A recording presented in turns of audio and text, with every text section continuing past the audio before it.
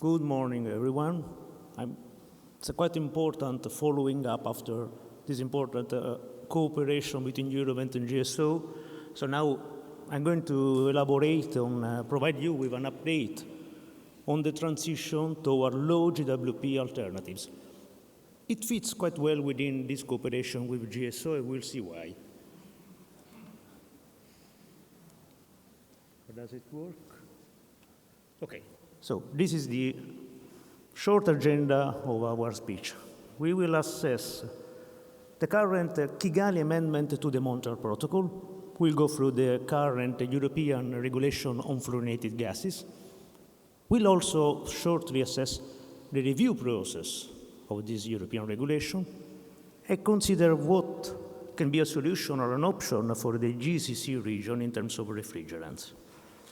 So here you see on the screen the Kigali Amendment to the Montreal Protocol, as already presented by our colleague from the United Nations before.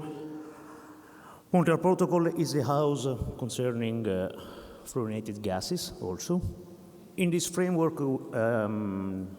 it has been prepared and signed an amendment to this protocol, which is the Kigali Amendment, which assesses and schedules the HFC phase-down mechanism and process for several regions, including the A5 Group 2, Middle East. We see on the screen on the red dashed line, that is the proposal, that is the content of the, Kigali Amendment for Middle East, for this region. On the left-hand side, we see on the blue line, what is the current European regulation of F-gas, the current phase-down system of the European regulation. We can compare, we can see easily that what is forecasted for the Middle East region goes on the right side, and it goes after what is already in place at European level, both in terms of application date and in terms of reduction of HFCs on the market. Let's see what does it mean. These are the objectives of the European regulation on F-gas, which are quite similar also to the Montreal Protocol. We want to limit the total amount of refrigerants, ban the use of F-gases in several equipment, but also prevent emissions. And this is the phase-down system already in place at the European level. There is a steep reduction from 93% compared to the baseline to 21% in 2030.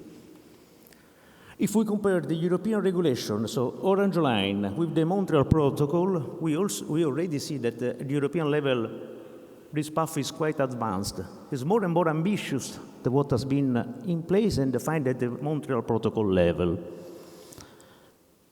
As I mentioned, European regulation means also not only reduction in HFCs on the market, but ban of certain GWP refrigerant in the related applications. Here we see something related to refrigerators and freezers for commercial use, stationary refrigeration equipment, and so on. We have a clear ban in terms of GWP and an entry into force date. Well, this is indeed now what at the European Commission level, it's under assessment as a review process. We see that gray line, the current proposal is more and more ambitious than the Montreal Protocol and more ambitious than what is already in place. We are assessing it, the industry is working on it, but we see that at the Commission level, at the European level, they consider that this might be feasible. We'll see if it is or if it is not, but might be feasible according to the Commission. So, if we put together the Kigali Amendment, what is in place at the European level, which might be a path for the GCC region? This is the question that we should ask ourselves. Is it time to anticipate the Kigali Amendment for this region? Is it time to follow the European path? In our opinion, the GCC region, yes, might want to consider aiming at the current European approach. It's feasible. It's in place at the European level. It's already under review, so it means that already paid back.